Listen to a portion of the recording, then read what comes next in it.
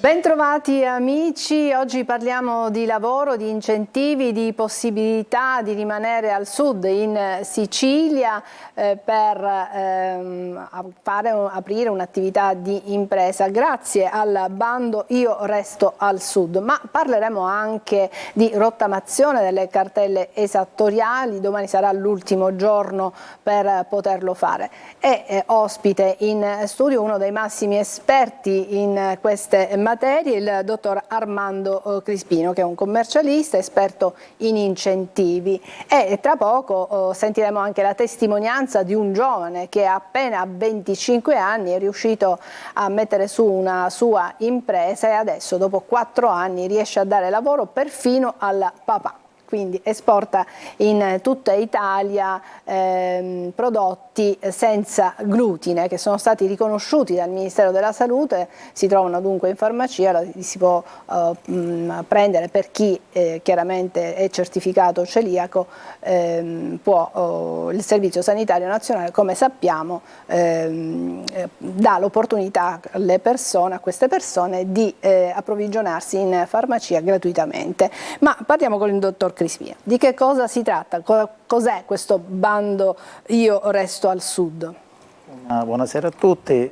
Io resto al sud è un bando promosso da Invitalia, che è un'agenzia del governo italiano che favorisce l'investimento nelle regioni del sud, quindi dalla Sicilia sino alla Campania, la Puglia, la Calabria e una parte della Sardegna, che prevede la dazione di contributi a fondo perduto e finanziamenti a tasso zero per tutti quei giovani, ma hanno esteso ormai l'agevolazione sino all'età di 56 anni non compiuti, quindi per dare l'opportunità anche ai meno giovani di reinserirsi nel campo del lavoro, per l'effettuazione di investimenti per nuove aperture di nuove attività.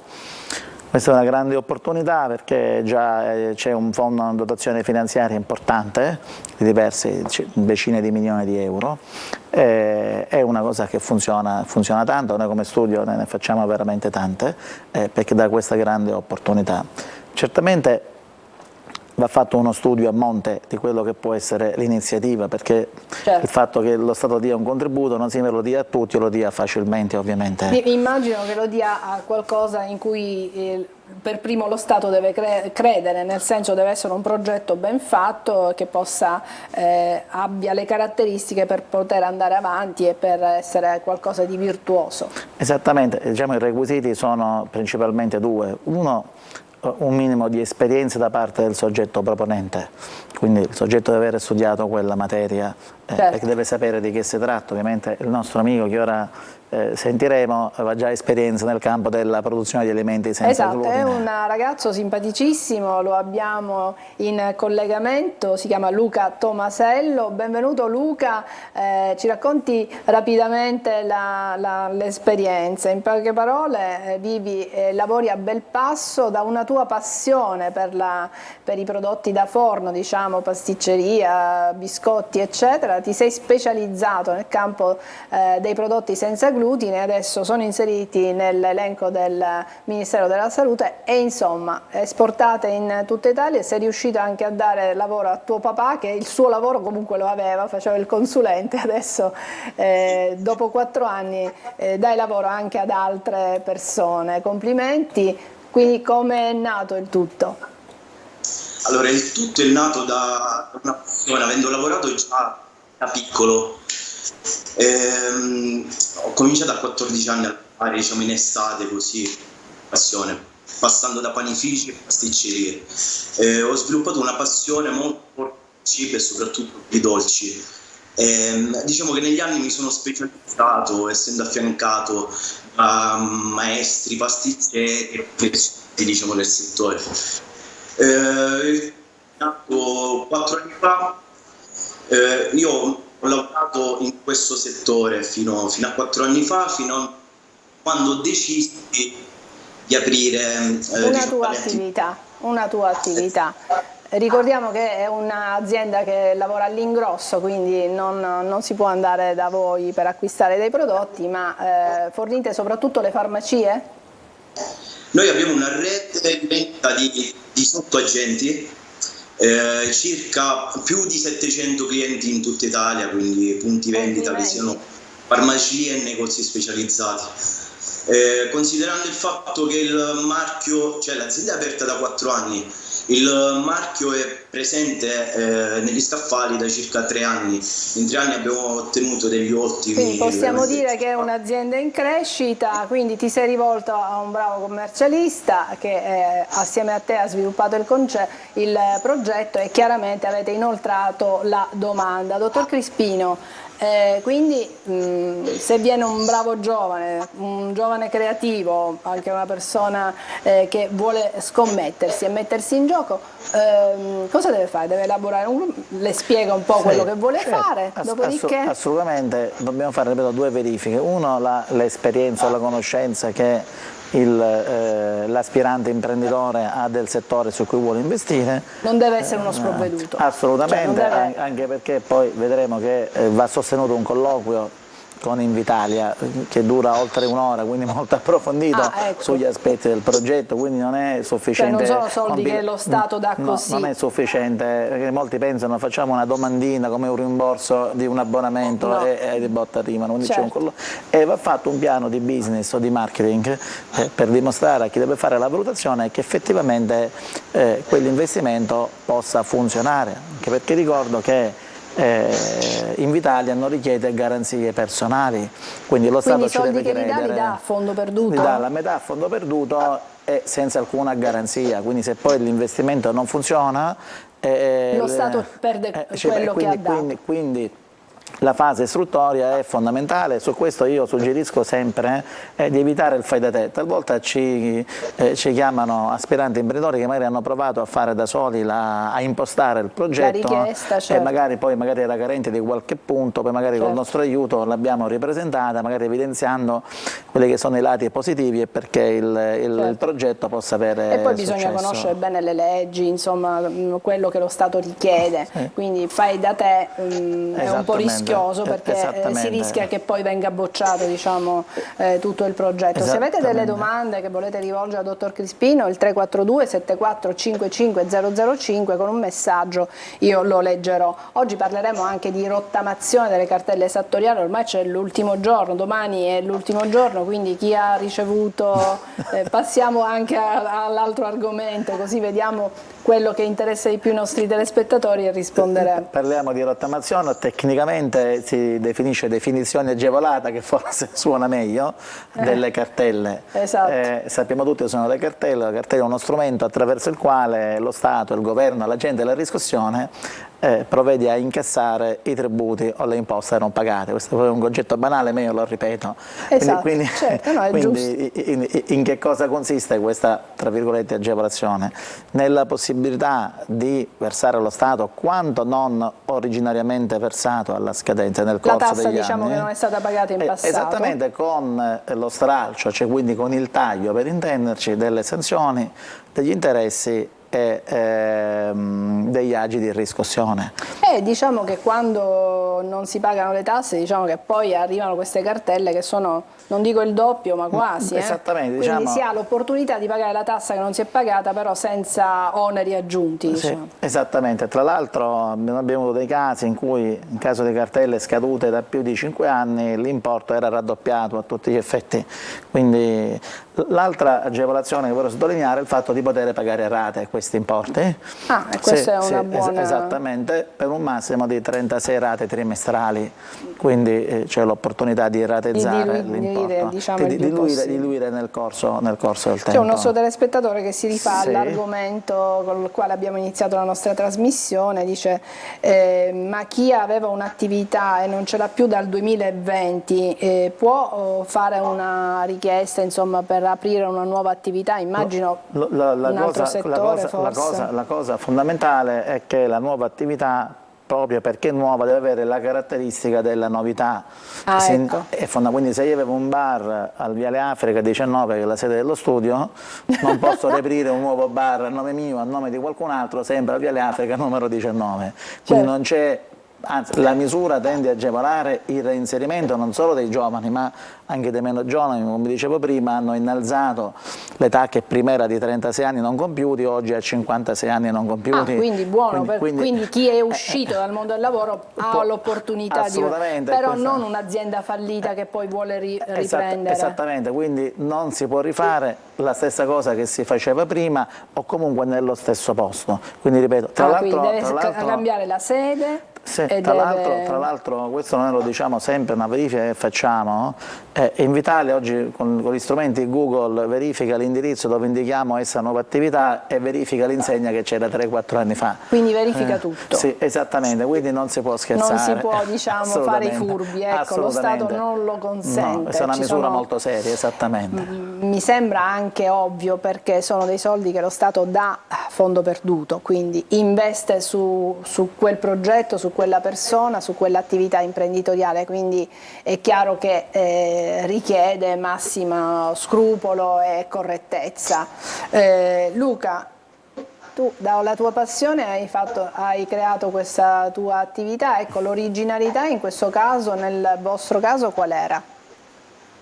Allora, noi cerchiamo di creare dei prodotti senza glutine che siano appetibili, ovvero cerchiamo di non far sentire la mancanza del glutine a chi non lo può assumere, quindi la qualità altissima delle materie prime e delle novità. Cerchiamo di creare dei prodotti che sul mercato al momento del senza glutine non esistono. Tipo?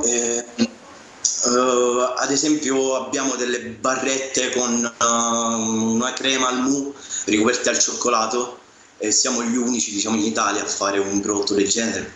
Adesso ci stiamo specializzando anche sul pane, stiamo creando svariati tipi di pane che si trovano nello scaffale direttamente, non surgelato, quindi queste sono delle novità molto interessanti per il consumatore, perché non si sente più diciamo, isolato in una possibile cena con degli amici o in uno spuntino semplicissimo. Certo, anche quando si deve portare a casa un dolce, qualcosa, c'è sempre l'imbarazzo, perché se c'è qualcuno celiaco si rischia appunto di escluderlo, e quindi i prodotti senza glutine è vero che stanno avendo un grande successo, è un mercato molto, credo, in crescita, perché sono tantissime le persone che hanno problemi col glutine. Grazie Luca. Intanto qui arrivano altre informazioni.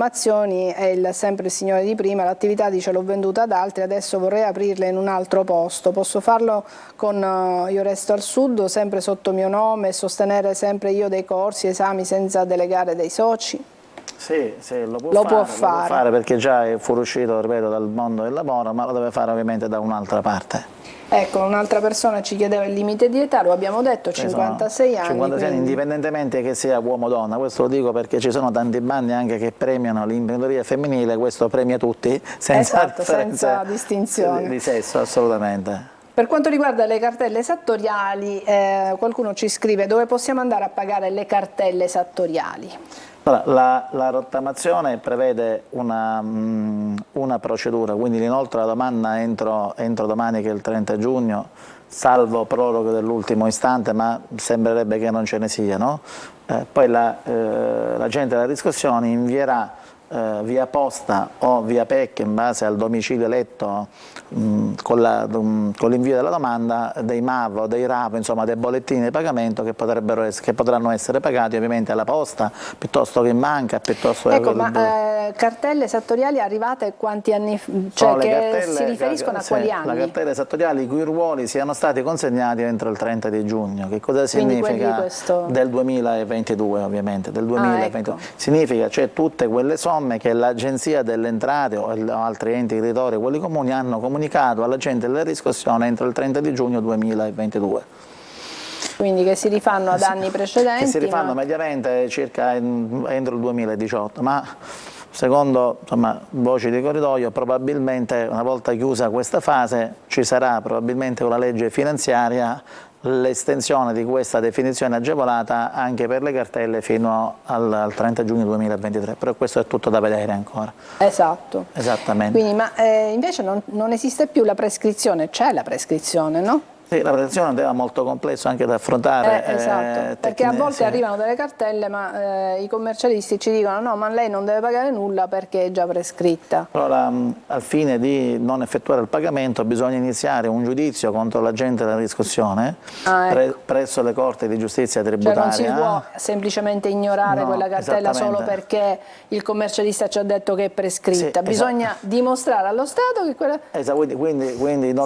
Quindi inoltrare un ricorso presso la Corte competente e ottenere una sentenza che dichiari che quella cartella è prescritta e pertanto puoi andare all'agente della riscossione e dire non te lo devo dare perché l'ha detto un giudice. Certo, però in questo caso se dal punto di vista per le nuove imprese diciamo, lo Stato aiuta, per quanto riguarda il pagamento delle tasse in questo caso no, perché un po' meno, diciamo un po' meno perché sempre onere, come dire, obbligo del contribuente dimostrare che quella cartella ormai è prescritta e quindi non deve più essere pagata.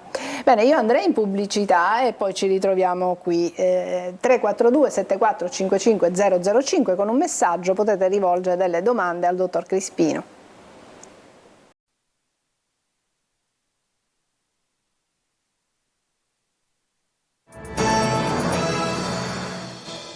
Eccoci di nuovo in studio, stiamo parlando del bando Io resto al Sud, 5 minutini e poi chiudiamo questa trasmissione. Ultime domande, se le avete le posso rivolgere al nostro esperto. Intanto chiedo io, quali sono le attività che lo Stato finanzia dando dei soldi diciamo senza chiedere nulla in cambio, nel senso che non dovranno più essere restituite? Sono tutte le attività, quindi sia di produzione, sia industrie artigianali che di servizi, compreso anche le attività professionali, anche le attività commerciali da poco, esclusione dell'agricoltura. Ah, quindi l'agricoltura non può chiedere? L'agricoltura ha tutta un'altra range di agevolazioni, per cui fa parte di un altro settore merceologico. Quindi abbiamo parlato che bisogna essere giovani, ma fino a un certo punto, perché fino a 56 anni si può accedere a questo bando e quindi creare una nuova attività. Ma quali sono i requisiti dei soci? I requisiti dei soci devono essere disoccupati, ovviamente. Persone disoccupate. Nel momento in cui la pratica viene accettata da Invitalia. Disoccupata da tanto tempo? No, è sufficiente. Cioè, si inoltra la domanda anche durante un rapporto di lavoro, non è necessario lasciare un precedente rapporto di lavoro per presentare la domanda. Se si vuole cambiare lavoro si può fare la domanda, però al momento dell'accettazione ovviamente bisogna dare le dimissioni e lavorare, e la cosa importante poi c'è un vincolo di 7 anni continuare a lavorare per la propria società. Quindi non si possono avere altri rapporti di lavoro a tempo indeterminato. Questo lo diciamo sempre in maniera molto chiara, perché una volta poi fatta l'istanza bisogna lavorare per 7 anni per la propria attività. Ovviamente l'augurio è di portare avanti l'attività per molti, non si può cedere, dare un figlio a un'altra persona. Assolutamente. E quanto lo Stato finanzia? Quanti soldi dà? C'è un importo massimo? Certo, nel caso in cui un'impresa individuale, quindi la domanda viene presentata da un solo aspirante imprenditore, l'investimento massimo è 60.000 euro, quindi significa 30.000 a fondo perduto e 30.000 euro di finanziamento bancario. Nel caso di più soci, ogni socio porta in dotazione un budget di 50.000 euro. Nel caso noi due volessimo fare una società potremmo investire 100.000 euro. Se ci fosse un terzo che ha i requisiti 150, fino a un massimo di 4, 200.000 euro. 200.000 euro? Con 4 soci, quindi ogni socio, che ogni testa riconosce come investimento, di cui la metà a fondo perduto. Quindi se fossimo 4 soci potrebbe dare fino a 200.000, di cui 100.000 a fondo perduto e 100.000 a tasso zero. Una bella opportunità. Assolutamente, certo. Sembra una bella opportunità. E cosa si può acquistare con i soldi che lo Stato ci dà per aprire una nuova impresa o anche un'attività commerciale? Abbiamo detto anche attività di libero professionista, quindi stiamo parlando anche non solo di aziende. No, anche attività libero professionali. Impianti, macchinari e attrezzature, tutto quello che serve per produrre e offrire i propri prodotti, una piccola quota di ristrutturazione dei locali ove verrà ubicata l'attività aziendale, laddove ci sia questa necessità, e la cosa molto interessante all'interno del budget dei 60 o dei 100, dei 150, 200, anche un contributo sui costi del primo anno, quindi l'affitto, l'assicurazione, la corrente elettrica, le materie prime, quindi l'aiuto è a 360 gradi. Abbiamo il nostro ospite al quale darei nuovamente la parola anche perché siamo in chiusura. Luca, cosa hai acquistato con i soldi che lo Stato ti ha dato? Allora io all'epoca mi hanno dato 50.000 euro e ho acquistato tutta l'attrezzatura necessaria, diciamo, per cominciare a lavorare. Mi sembra una buona base, acquistare tutta l'attrezzatura. Sì, abbiamo cominciato abbastanza bene, con il minimo necessario, però siamo arrivati con tanta sofferenza a un punto abbastanza elevato, diciamo. Diciamo che per partire vanno benissimo se hai le idee e tanta volontà. Certo, un plauso a Luca Tomasello perché abbiamo capito, lui mi dicevi che sei diplomato al liceo scientifico, però hai capito che la tua passione, la tua strada era un'altra e poi quando era libero dalla scuola andava a lavorare, quindi hai fatto anche tu una buona gavetta, però a 25 anni sei riuscito ad avere una tua attività e adesso che ne hai 29 e insomma puoi dire che di esserci non solo riuscito ma anche in maniera brillante perché dai del lavoro anche ad altre persone, quindi è veramente il massimo e poi da quello che capisco è un'azienda in espansione che esporta in tutta Italia. Complimenti davvero, grazie, io ti saluto e ti lascio al tuo lavoro. Grazie. Grazie.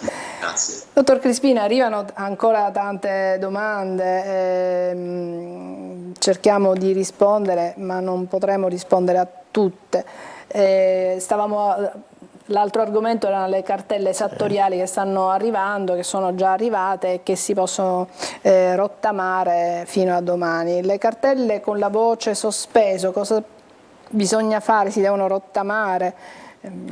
Le cartelle con la voce sospesa sono quelle cartelle per le quali probabilmente ci sarà un condono con uno sgravio del 100% della cartella, quindi noi suggeriamo di inserirle tutte nella domanda di rottamazione, poi sarà la gente della riscossione, laddove l'importo non sia dovuta, a stralciarlo dal conteggio finale quando manderà il conteggio. Qualcuno ci chiede se l'agevolazione, questa rottamazione vale anche per i bolli, immagino siano i bolli auto. Sì, diciamo che francamente su ogni posizione noi abbiamo visto a studio, ciascuno ha un bollo auto, quindi diciamo riguarda anche i bolli. Ma chissà perché questo bollo auto un sacco di persone, tantissime persone lo dimenticano, dimenticano di pagarlo, dopodiché arrivano queste cartelle. Sì, esattamente, quindi anche bolli auto, esattamente. Infatti,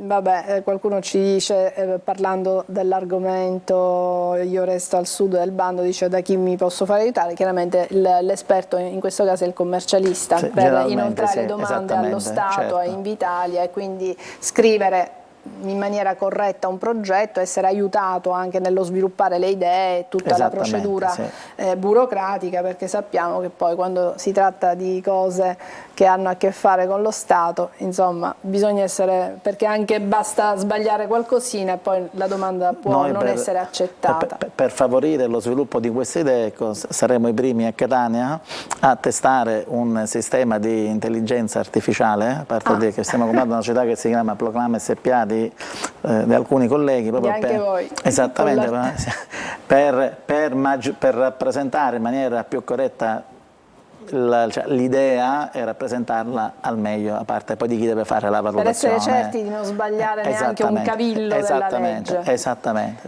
È quindi un aiutino. Testerete anche voi l'intelligenza artificiale. Un aiutino da casa, come si dice, ecco. Facendo riferimento a qualche altra trasmissione, l'aiutino da casa.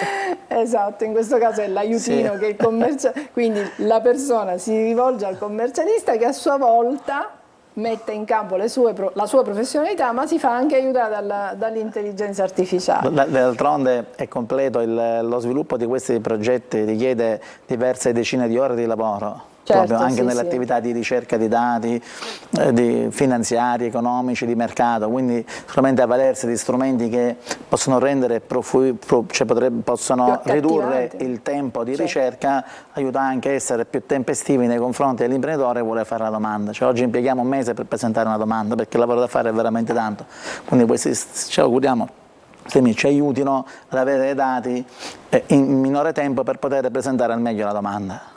Certo, e poi anche individuare l'originalità di una idea, la fattibilità, la possibilità che quel progetto possa come dire, andare avanti con le proprie gambe, perché stiamo parlando di lavoro e quindi è chiaro che lo Stato dà dei soldi, si investe, però poi deve esserci anche il profitto. Grazie dottor Crispino per ancora una volta per essere stato ospite della nostra trasmissione. Come vede sono tantissime le domande, le curiosità che arrivano al nostro numero di telefono. Grazie anche a voi che ci avete seguito da casa. Alla prossima.